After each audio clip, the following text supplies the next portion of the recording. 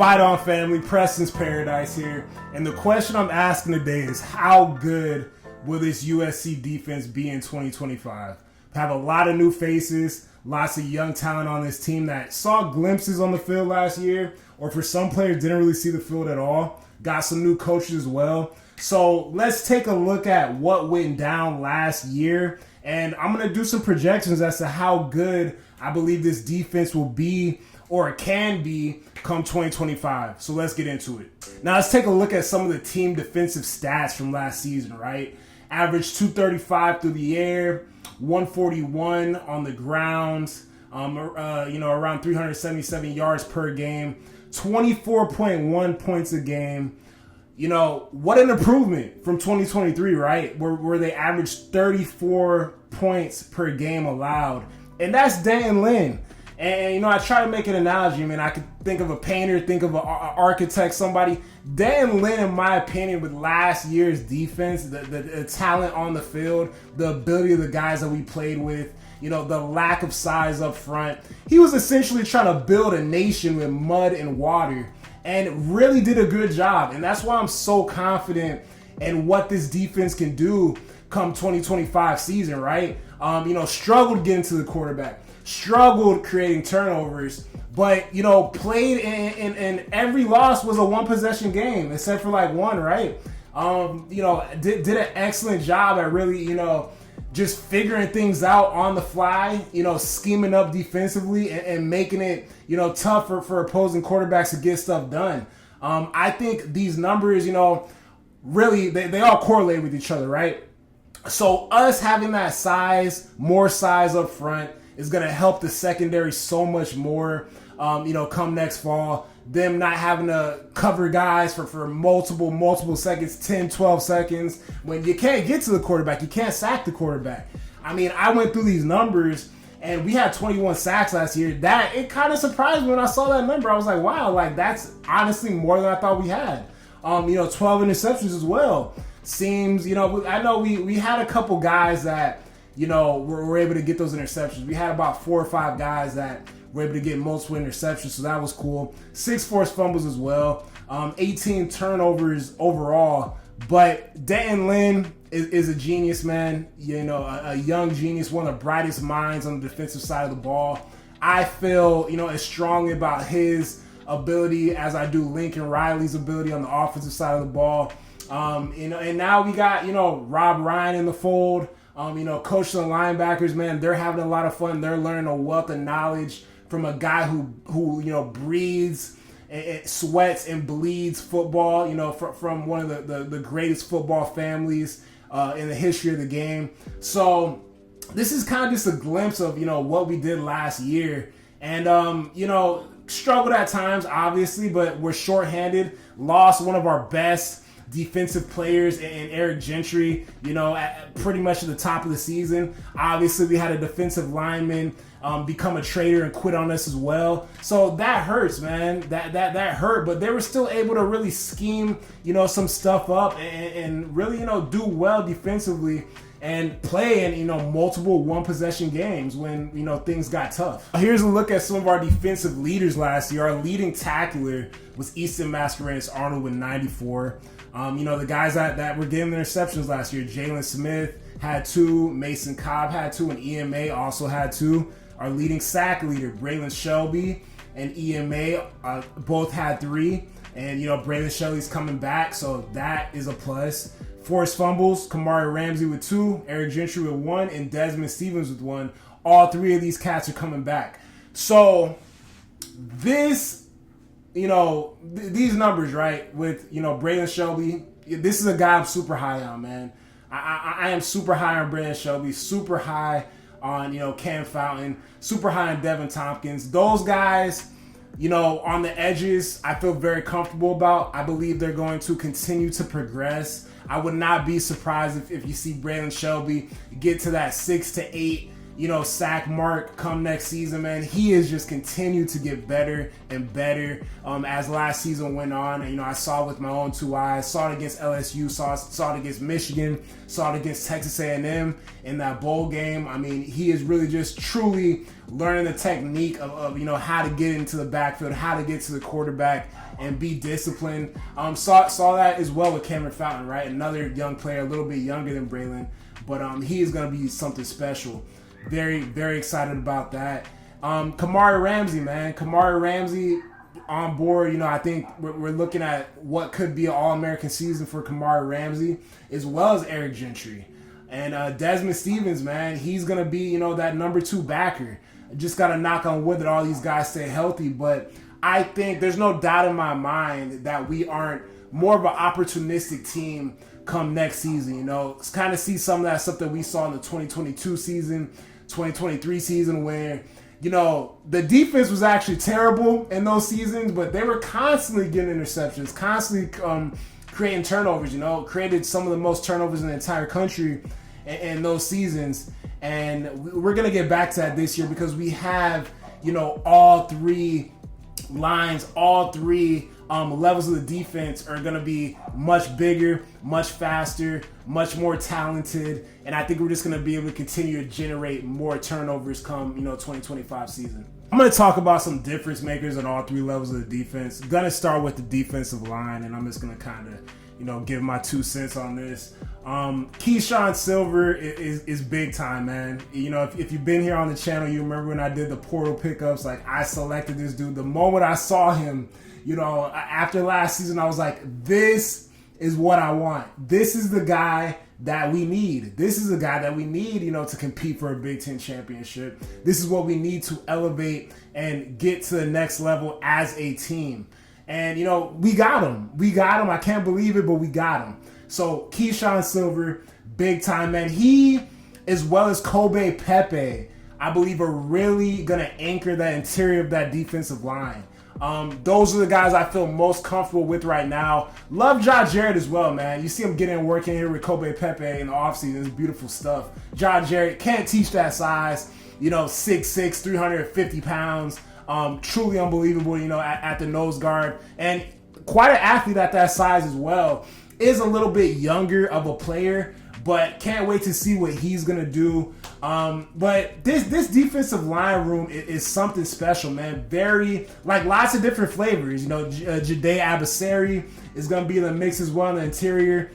A couple guys that I really like, but, projectors, I guess, kind of tweeners, right? I don't know if Jakeem Stewart is going to play inside or, play outside.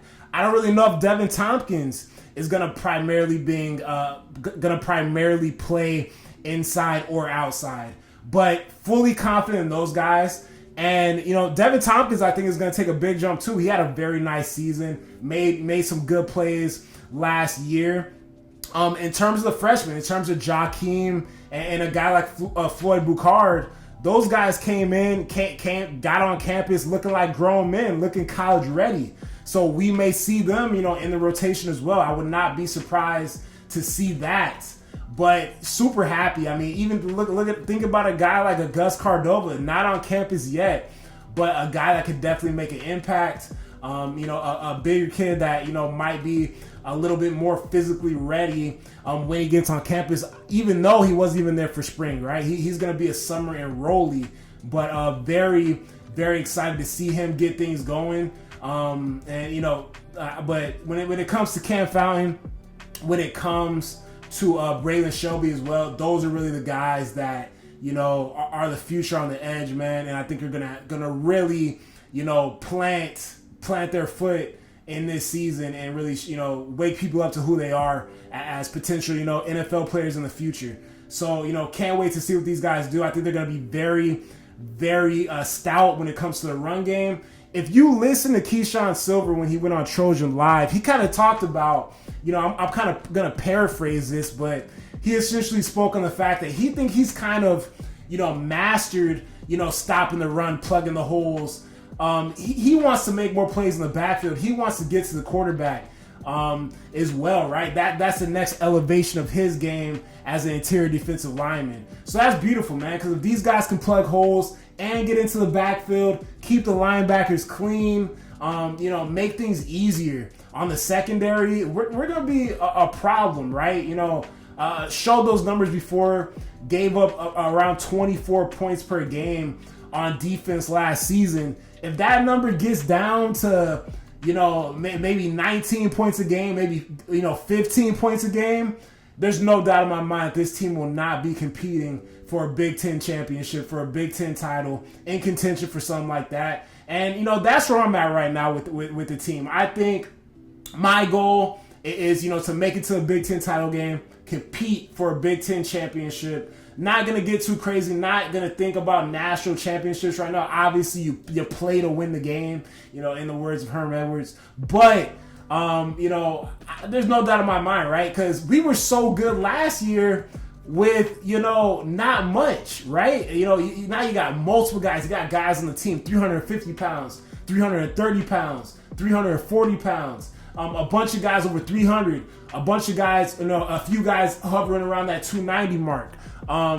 Feel very confident about this D-line, man, and I think it's a special one that we haven't seen at SC in a long time. Now let's move to the next level. My linebackers, knock on wood, EG, gotta stay healthy.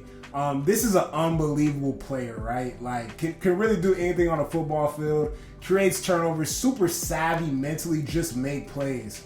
A guy like Desmond Stevens, I think he's going to break out as well. Has some big time plays. Last season when he got out there, obviously when Eric Gentry went down, Jaden Walker flashed in spring. And, up until this point, didn't get the portal pickup. Did not get the portal pickup. But here's the thing, especially when I look at a guy like Matai Tagoa, incoming freshman linebacker, super athletic, explosive guy with length, right? I think the linebackers that I'm showing you right now, the linebackers that we have on a roster that are going to be in rotation are more athletic than the guys that we had out there last season. And, I don't want to, not going to talk down on Mason Cobb, don't want to talk down on EMA. Those guys did an excellent job last season for us. Like, I don't think anybody would disagree. But just the sideline to sideline ability, the athleticism, the length, the explosiveness that, Eric Gentry brings, that Matai brings, that a Desmond Stevens brings, that a Jaden Walker brings, right? I think these guys are a little twitchier. They're a little bit more athletic, a little bit more explosive, and they're lengthier at the linebacker position. So it makes me, I feel pretty good about the ability that we have in the linebacker room. Obviously, Rob Ryan being back there now. And he's bringing a great energy to the room. Like, I was a little nervous when Ince got out, obviously ended up at Fresno State because of the continuity and, how much guys, Eric Gentry admittedly talked about, he didn't even want to know if he was going to keep playing football at a certain point, and he made him fall in love with the game again. That was magnificent to hear, and it really did scare me when Ince went and hit the road. But I feel confident, and I think we could be very successful in this linebacker room just because of the talent, the athleticism, and the playmaking that these guys can bring on the football field any given Saturday, right? I think these guys got all the tools to make things happen. It just comes down to being prepared and being consistent as a group, as a room. And I have a lot of confidence in Rob Ryan that he's going to hold these guys accountable, right? I mean, this is a guy that's been around the game, coached the greats of the game. So he knows what he's doing. So feel pretty good about, what we're going to see in the fall when you talk about the linebacker room. Now let's talk DBs. Let's talk safeties a little bit. Christian Pierce. These guys are super talented, right? Obviously, Kamari Ramsey, Bishop Fitzgerald. I think those are primarily going to be, the low and high safeties that we see out there. Prophet Brown, Christian Pierce, Marquise Gallegos. These guys are all excellent players, man. I would like to see Marquise get out there. Haven't seen much of him. I think, this is a very, crowded. It's a crowded safety room at SC right now. I can't lie. There's a lot of high-end talent. And there's just a lot of talented players in the safety room, man. It's a tough one, right? It's a tough cookie to crack right now. If you're a younger player, that's just facts. But super talented, and I think the safety room, those guys are going to make plays. Those guys, Kamari, Bishop Fitzgerald, no problems. Feel very comfortable about those guys. Prophet Brown, Christian Pierce, all the time in the world. Just have to be more consistent. Spoke on this in the past. The cornerbacks. Cornerbacks, we're talking about DJ Harvey, Conley, Marquise, Marcellus Williams. These are guys that we're gonna see. We're gonna see how good Marcellus Williams really is on Saturdays. Like one of the higher recruits in the class a couple years ago. We saw him make plays in the spring game. We see him make plays like this spring.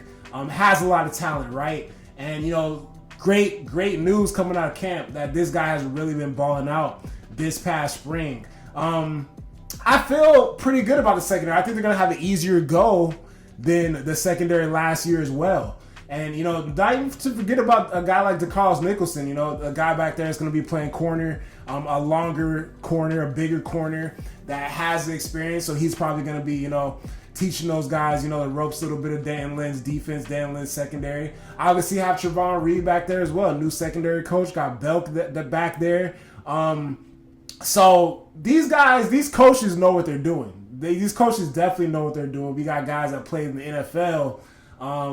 Guys that are, high-level college players back there, teaching these guys in the secondary on what to do and how to play ball. So I think we'll be all right. I think it's going to be easier to go because the defensive line is going to be so much, it's going to be much more elevated than this past season. So they probably won't have to work as hard, cover for as long as they did last season as well. But a lot of young faces.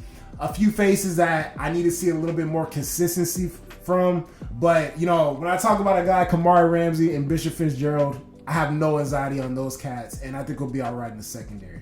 So all in all, as I kind of, close the book on this subject, I think SC is going to have one of the better defenses in the Big Ten next year. I think of all the games we play, we're going to have the better defense pretty much every week. Except for probably 1 week. And I'm not gonna say what team I think has a better defense than us, but you can do your research on that. You can kind of figure it out. But I think we could hover around that 19 points allowed per game. You know what I'm saying? I think we're gonna be able to get to the quarterback. We're gonna have way more sacks. 21 sacks? I believe that number could easily be around 31. I think it could maybe even reach 35 if we really have some people pop out and do some damage, next season, right? Because how the schedule ramps up, we're gonna have some teams that we really smash early on in the season and get the confidence right as defense. So I feel very confident that we have one of the better teams and better defenses in the Big Ten. We're going to be able to get to the quarterback, which is going to, help the secondary as well. And I think we're going to create more turnovers. I think we're going to be on the field a lot less as well. And that's really the main thing, right? If the defense can rest and then we get in the game and we have a lead and we're able to get after the quarterback, then that's how you win, man. That is just, these are the building blocks for being a dominant defense in 2025 for SC. So, yeah, that's how I feel. And I got two more things I'm going to speak on. Let's speak on the USC Notre Dame rivalry possibly coming to an end. All right, man. USC Notre Dame, you're seeing live video when I went out to South Bend 2 years ago, thinking I was going to see one of the greatest Caleb Williams performances of all time. And yeah, man, I actually got on a flight and seen the worst Caleb Williams performance of his career in Notre Dame. But hey, man, this hurts. This kind of sucks, right? I fell in love with USC so much more, after the Bush push game. This is the essence of college football. SC Notre Dame, Miami FSU, Like those are really the rivalries that I grew up, just loving and paying attention, paying the most attention to when it comes to college football. But taking it away would really be a tragedy, right? I enjoy going up to South Bend. It kind of feels like an evil Hogwarts in the middle of nowhere. And, the Irish fans are much nicer in person than they are on the internet, you know what I'm saying? Which is fortunate. And I plan on going this year. I got to grab my tickets, and I'll be out there with my girl this year. Hopefully it's not for the last SC Notre Dame matchup. But I mean, at a certain point, I just gotta say, like, Notre Dame, man, y'all got to join the conference, bro. Join the Big Ten. Like, if you guys are so great and this illustrious historic program that is so, the best of the best, then just join the Big Ten. Like, what are y'all so scared about? Just join the Big Ten that we could just play every year, just like we've been doing. Like, I think that's really what they're pushing for. But it seems like they're kind of pushing towards joining the ACC.